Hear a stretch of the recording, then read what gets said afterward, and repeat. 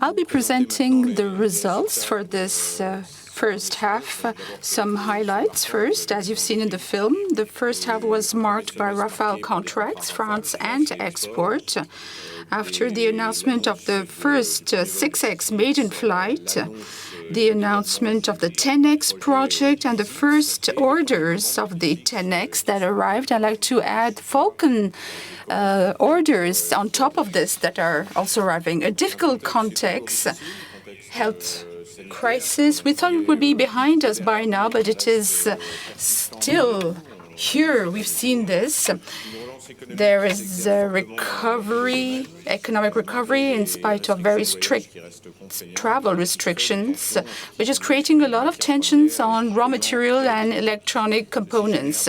So therefore, there are inflationary surges, and we'll have to check whether this inflationary surge is temporary or if it will last longer.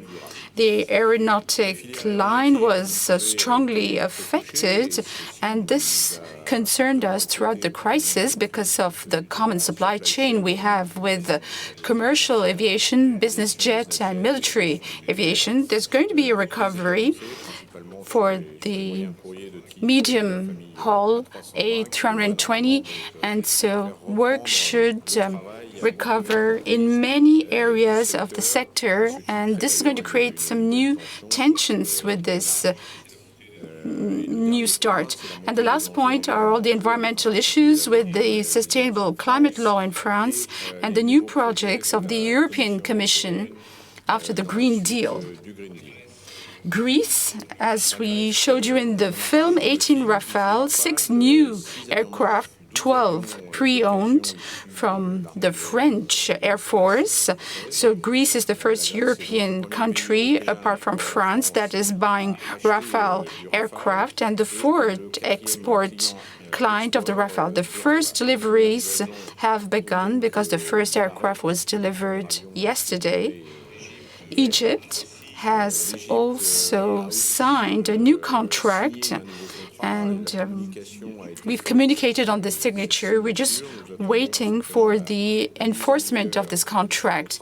And the sale of these 30 aircraft has not been taken into account in the backlog and the orders of the first half of 2021. Croatia, this is a contract from state to state on the sales of 12 pre-owned aircraft sold by France to Croatia. This is under negotiation, and Dassault will support part of these aircraft in the country. The delivery of 13 Rafale, export Rafales, and we will keep prospecting for the Rafale in other countries apart from the ones I've just mentioned. As for the Rafale France, an order of 12 Rafale, which is going to offset the sales of the 12 pre-owned aircraft for Greece. And the total of French orders will be 192 Rafale. The future deliveries to France, the second batch of the fourth, so we'll have 40 aircraft still to be delivered to France from 2022 until 2025. We're going to pursue the development works of the F4 standard, and we're going to prepare the fifth batch, which will start from 2023 onwards. But we have to ensure productivity through a certain number of orders made by France. Military support, you know that France and the minister in particular wanted to highlight the verticalization of these support contracts, that is, give the responsibility to the aircraft manufacturers. So that's the case for Rafale with the Ravel contract. The results are well known and are on the right side. So there is an appreciation from the armies and the ministry on the success of these first years of the Ravel contract. The second point is the use of a big data platform based on the Dassault System 3D Experience platform. And we have a cloud between the armies and us. And this will be a real breakthrough in this area because we do not use any American software for this platform. The ocean platform, verticalized contract Atlantic 2, which is managed in the same way as the Ravel contract. As for exports, apart from the support of all our aircraft in service in the world, what we need to highlight is the training center in Mérignac that trains our export clients, and in the coming days, it will train the Greek pilots. We've done a first part in the French army in Montmarsan, but they're going to keep training with the mechanics in our center in Mérignac. As for the FCAS, the Future Combat Air System, you followed it throughout the first half of the year. The work on the JCS, the technical and operational studies that were launched in 2019, these were pursued, and this is why we received the 3 chiefs of staff from the Air Force to tell them about the work in progress in these studies that will allow us to test the important features on which we will have to work, either for the FCAS itself or all that can support the FCAS for the choice of the future program. The beginning of the launching of the demonstrator phase, the phase that we had called 1A, which had given way to a contract a year ago in 2020. So this is being pursued. It was not easy because of the COVID situation, because normally we organize that with a platform which exists in Saint-Cloud, but there are difficulties traveling. So therefore, we could not really use this plateau during this COVID period. But the studies went on, and we came up with proposals to go on to phase 1B. You followed this. There were some very significant discussions between Airbus and Dassault. We could find an agreement on the sharing of tasks, and that wasn't very easy. So right now we're in the negotiation phase of a contract with the States and with the French Defense Procurement Agency for this 1B phase. We have difficulties in intellectual property, and we're still discussing this with the French DGA. As for the Eurodrone, well, Airbus Defense and Space is the prime contractor. We are going to provide our know-how to Airbus in terms of flight controls. That's our package, and we're finalizing negotiations with them, knowing that during these final negotiations with OCCAR, which is the executive agency that will sign the contract, and we hope that we'll have a contract signed in the second half of the year. The multi-mission aircraft, we're developing them. Albatros, these are Falcon 2000 that were sold at the end of last year. There are 7 aircraft in the backlog, 5 in option. Archange, 2 aircraft in the backlog, 1 in option. The Maritime Patrol Atlantic 2, we are still retrofitting the Atlantic 2. We're modernizing ATL 2. And a 4th aircraft was revamped out of the 7 to be executed by Dassault Aviation. The project is underway. The Navy is very satisfied with these first aircraft and the capacity of the system that is giving a second life to this Atlantic 2 aircraft. Discussions had begun without Dassault to have a Franco-German program for maritime patrolling. The Germans unilaterally decided to buy a P-8 from Boeing, and we're ready to propose Falcon 10X that we've just presented, a plane for maritime patrolling, just as what we did with Albatros and Archange. And here it is for maritime patrolling.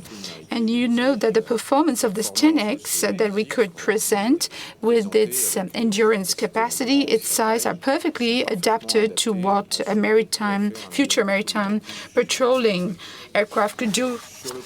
As for the Falcon, so the 6X, we've announced the 10X. The market is doing better in the U.S.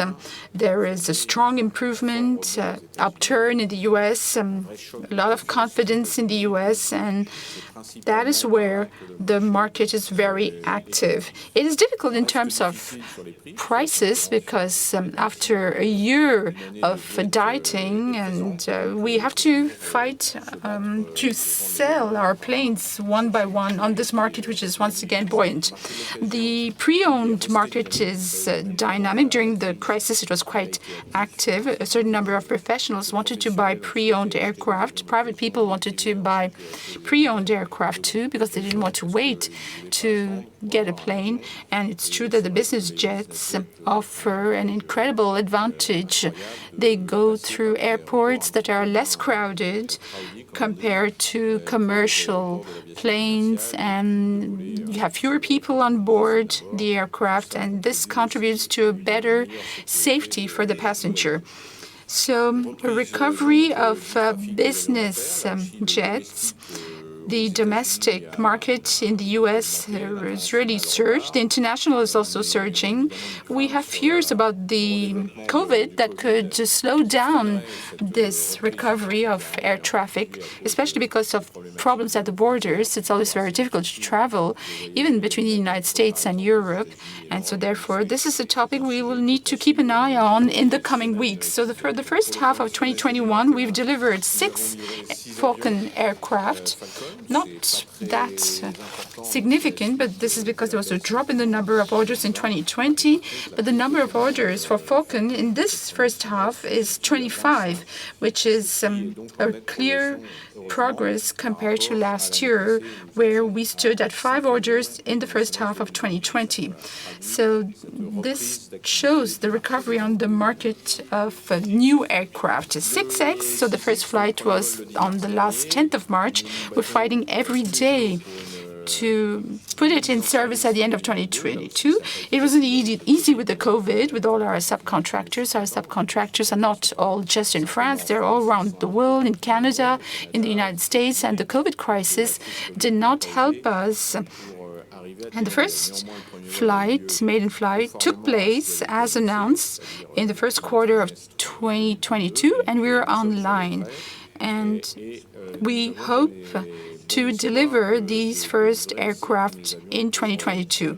The test campaigns are taking place well, 40 flights, 130 flight hours, and the performances are in line with our expectations. The launching of the Falcon 10X, I will not redo the presentation on the 10X. You can see it again on the net. So a long range, ultra long range, 7.5 thousand nautical miles, New York, Shanghai, Los Angeles, Sydney, Paris, Santiago, maximum speed Mach 0.925, so very fast aircraft with 2 Rolls-Royce engines that exist partly, that we're adapting for the 10X, that are reducing the risks on the engines. The capacity of the Falcons to use small airports, it makes its strength. Modern cockpits, as you've seen in the film. In other terms, some major technological innovations and the largest cabin on the market. And we're really banking on that and focusing on that, the comfort of the passengers. People who spend a lot of time in aircraft and who have to have a normal life on board, as if they were in their office or at home, so that they can sleep, take rest, and arrive nice and fresh to begin their meetings when they arrive at destination. The cabin will be the largest on the market, spacious. It is top-of-the-range aircraft, and the market is very careful and is looking at this aircraft. We're receiving a lot of clients who are interested, and the first orders have already arrived after the announcement, and this is all very positive. The market is really welcoming this new aircraft. You see the size of this aircraft, considering the family, so the range is extensive range, and we are at the top of what we can do with our business jets, with the 10X and the 6X. And not to mention the aircraft that are already being sold, the Falcon 2000 and the 8X. And we haven't slowed down the modernization of our facilities in spite of the crisis. So all our facilities are getting upgraded thanks to our transformation plan that we launched in 2016. And we have to plan for the arrival of these two new aircraft, the 6X and especially the 10X with these new technologies, for example, the composite wings in Biarritz. We renovated Biarritz so that we can manufacture these composite wings. And at Cergy, we have transferred from Argenteuil to Cergy. We were a bit afraid about the building permits. The mayor of Cergy managed to find agreements with the local associations and will be able to begin the work as soon as possible so that Cergy might come out of Earth quickly and might be operational right in the first quarter of 2023. Mérignac, as you know, we have a new building. We're going to have study office work, and we'll be doing that in Saint-Cloud and Mérignac, and this is going to be inaugurated in the coming weeks. The new building, therefore, in Mérignac. And engineers can get closer to the aircraft because in Mérignac, the aircraft can fly, so it will be better balanced. Everything is becoming more digital, but it's important for our engineers to be on the plateaus together, to bring together all the different types of trades, to touch the material and the aircraft and discuss with those who fly our planes, whether it's in Istres, where we carry out our tests, or at Mérignac. So all the primary parts will be made in Seclin. So all the metal parts, coatings, curved and formed sheet material, everything is finished in Seclin. And I forgot Martignas, which is going to build a new facility to welcome the 10X wing. The 10X requires adaptations of our facilities. As for the tertiary sector, I talked about Mérignac. In Istres, we're also building new offices to prepare for the aircraft, for the integration of the cockpit with Honeywell. And in Saint-Cloud, just as what we did in Mérignac, we'll be renovating Saint-Cloud so that we can adapt things with an integrated platform with all the modern methods. And you have the pictures on the right-hand side of the slide so that those who are in Mérignac or Saint-Cloud might be in an integrated environment, which will be the same. The digital, that's the implementation of our 3D experience program for all the programs, the former ones and the new ones. Everything will go into 3D experience. The cloud, we are experimenting it and we are developing it in the framework of Ravel, and this will allow us to have solutions in this area for the coming years, not only for us, but for our partners. We are continuing the deployment of SAP so that we can have a better centralized management of our production. Now I'll go on to the financial results. Number of orders, 25 Falcons compared to 5 last year, 18 Rafale, out of which 12 for France, 6 for exports, deliveries, 6 deliveries for the Falcons compared to the 16 last year, 13 deliveries of Rafale compared to the 7 last year. So this means an increase in our backlog, which goes for the Falcons from 34 to 53, and for the Rafale from 62 to 67. And in these figures, you don't have Egypt, and you don't have the pre-owned aircraft for Greece. In terms of figures, these orders amount to 3.9 billion euros for the number of orders, 3.1 billion in terms of net sales, and the backlog is at 16.7 billion, according to the breakdown presented here on this slide. And you can see the current importance of the Rafale deliveries in the net sales. When you look at the backlog, you see it is half-half between military and civilian, with a strong predominance in the international sector, and France has reached 17%. As for self-funded R&D, 250 million euros. So this is a significant figure, slightly less in terms of percentage because the net sales has increased. You have the first effects of the drop of the efforts on the 6X because we're carrying out the flight tests, and most of the development is behind us. And you have the development of the 10X. The results, so the income net sales is 3,107 million, a strong increase compared to the first half of 2020. Operating income, 175 million euros, so the operating margin is 5.6%. Financial income, minus 11 million. It's difficult to have good results in investments today. Thales, 149 million euros. Taxes to be deducted, 48 million euros. So a net income of 265 million euros and a net margin of 8.5% compared to 3.3% last year. So therefore, we're going back to the figures we had the previous years. Not exactly so, but it's better than last year. The available cash is steady, 3.5 billion, with our contracts, export contracts, and we're delivering our aircraft, so it is not a significant event. The 2021 objectives are unchanged. The delivery of 25 Rafale and 25 Falcons in 2021, and the net sales is increasing.